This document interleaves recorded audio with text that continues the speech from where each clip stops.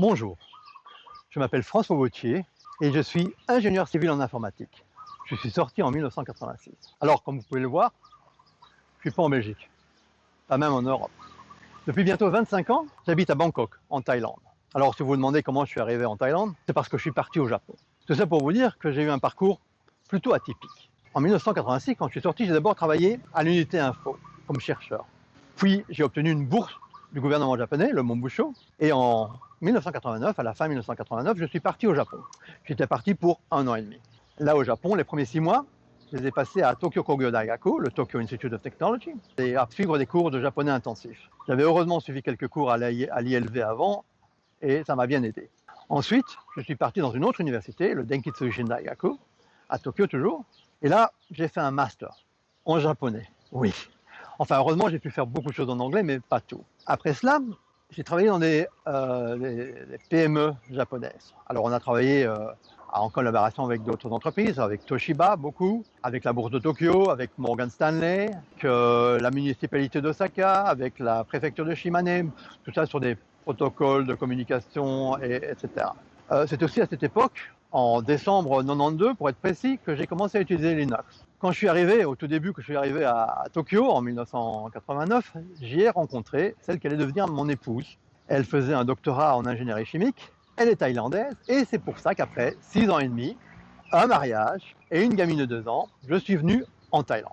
Alors en Thaïlande, j'ai d'abord fait du consulting, principalement pour les Japonais, mais aussi pour des Américains. Et quelques temps plus tard, les Américains m'ont engagé. Alors là, ils m'ont fait pas mal voyager. Tokyo, bien sûr, mais aussi Séoul pour LG, Beijing, Hong Kong, Singapour, Madrid pour Telefonica, Milan, Paris, Londres, Boston.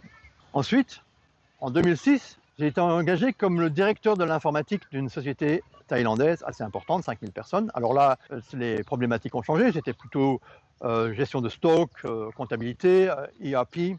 D'ailleurs, détail amusant, nous avons implémenté OpenERP, qui s'appelle maintenant Odoo, et qui est un logiciel qui a été développé par un ancien de l'unité info. Comme quoi, le monde de l'informatique n'est pas si grand que ça. De nos jours, je travaille avec des startups dans le domaine de l'IoT, la domotique. D'ailleurs, l'IoT et la domotique, c'est aussi un peu mes hobbies. Je développe du logiciel libre. Et d'ailleurs, si vous voulez voir à quoi je m'amuse, vous pouvez visiter mon dépôt sur GitHub.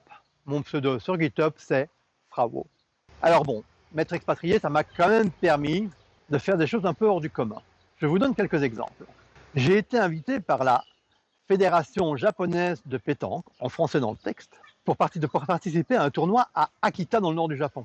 J'ai passé une après-midi à discuter avec Amélie Nothomb, dont le père était l'ambassadeur de Belgique à Tokyo. D'ailleurs, pour notre mariage, la fête, nous l'avons célébrée dans l'ambassade de Belgique à Tokyo. Ici en Thaïlande, j'ai écrit des articles sur le Bangkok Post, des articles sur Linux, et j'ai aussi tourné dans un film thaï à succès, un petit rôle. Et puis de nos jours, je suis un des organisateurs de la conférence Python, PyCon, en Thaïlande. Et d'ailleurs, à ce propos, en novembre 2021, nous organisons PyCon EPAC, et vous êtes bien entendu tous les bienvenus. Alors, je me suis expatrié, mais c'est vrai que de temps en temps, quand même, la Belgique me manque, surtout la famille et les amis. Tous mes meilleurs amis, je les ai rencontrés alors que j'étais étudiant ingénieur.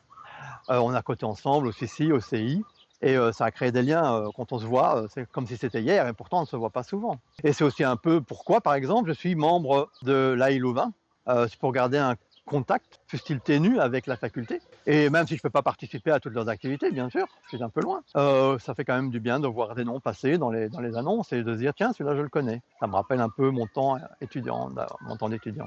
Alors voilà, je suis en Thaïlande, marié, j'ai un fils, Can, qui est derrière la caméra, une fille, Violette, qui est artiste et assez connue en Thaïlande. D'ailleurs, cherchez sur YouTube Violette Vautier et vous verrez qui elle est.